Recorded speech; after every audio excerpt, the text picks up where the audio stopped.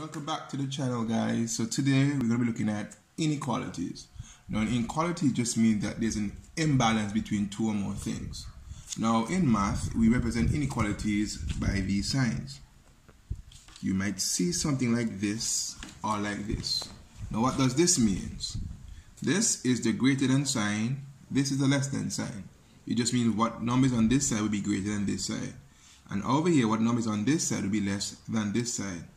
Now, you might also see this. This just means that a number is greater or equal to another number. So we could say something like this. 11 is greater than or equals to 10.5. Okay? It's saying that the number here could be bigger or equal to this, but in this case, it's not really equal. So, how do we solve a linear inequalities? Now, let's say we had a problem. 3 plus 2x is less than, and let's say 12. Now, linear inequalities follows almost the same principle of solving a linear equation. Now, the difference is that the way how we write our answer. This is what I mean. To solve a linear inequalities, we're going to go through the same process. We'll put like terms on either side. We simplify and then divide both sides by the number with the variable. So it means that we want to try to isolate x. So the first thing that we'll have to move is the 3. So to get the 3 from here, using the balancing method, we subtract 3 from here and subtract 3 from here. So we'd have 2x is less than 3 from 12 gives us 9. So if 2x is less than 9, then we're going to divide both sides. So we're going to divide this side by 2, divide that side by 2. So we're going to have x is less than half of 9 is 4.5.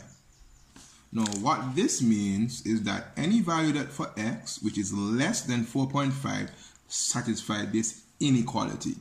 For this side to be less than this side, x has to be a value which is less than 4.5.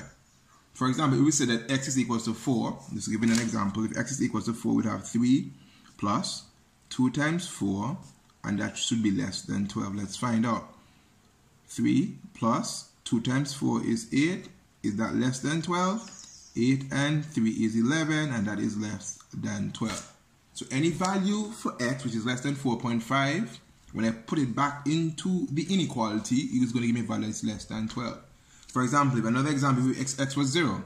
If x was 0, then we would have had 3 is less than 12. And we all know that 3 is less than 12. Let's look at another example. So let's say we have 2, open bracket, 3x minus 6 is greater than 20. Okay? Now, when we have an inequality or equation with a bracket, what is the first thing that we have to do? Right, we'll have to remove the bracket using the distributive law. Remember, distributive law just means that we're going to multiply this number that's outside by each term that's on the inside. And remember, term is a variable with a number that might or might not have a power. So we're going to say 2 times 3x and 2 times minus 6. So 2 times 3x gives us 6x. 2 times minus 6 gives me minus 12. That is greater than 20. Okay, now to put like terms together, we need to get this. We need to transpose this 12 over here. Or we're going to use a balancing method, which one is easier for you. So to get rid of minus 12 on this side, we'd have to add 12. So we add 12 here. So when 12 minus 12, we left back with 6x on this side is greater than, and over here 20 plus 12 gives me 32. So 6x is greater than 32. So to get the value of x, what do I need to do? Divide. We're going to divide this side by 6 and divide that side by 6. So when we divide, we're going to get x remaining here is greater than, and we're going to say 6 into 32. 6 into 30 goes 5 times.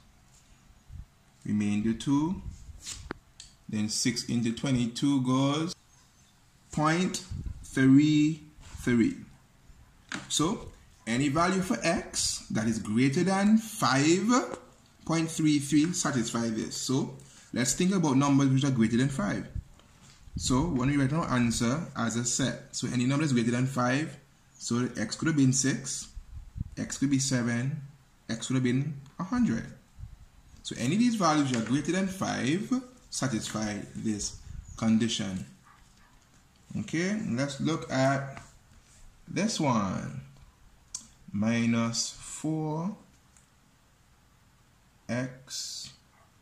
plus 3 is greater than or equals to 20. So we're going to start off by removing the bracket. The law of the signs is going to come into play here. We know that negative times a positive gives us a negative. So negative 4 times negative x gives me negative 4x. Negative 4 times positive 3 gives me negative 12. To back our sign, greater than or equals to, and then we put 20.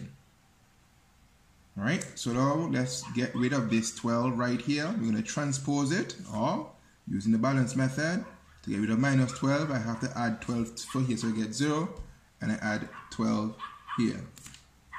So I'm going to have minus 4x is greater than or equals to 32. Now, we're going to divide both sides by the number that's with the x. So the number with the x is negative 4. So divide that by negative 4, divide that by negative 4.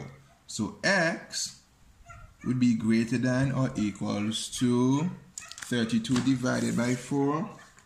32 divided by 4 gives us 8.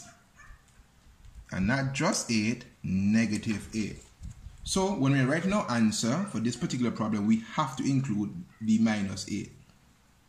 So when we're writing our set, we have to include minus 8. Okay, so it's greater than or equals to minus 8. So x in our set, minus 8 has to be there. What other number is greater than minus 8? We could put 0, we could put 11, we could put 20. And there we have it. So if you understood, leave a comment, like the video, and I'll see you next time.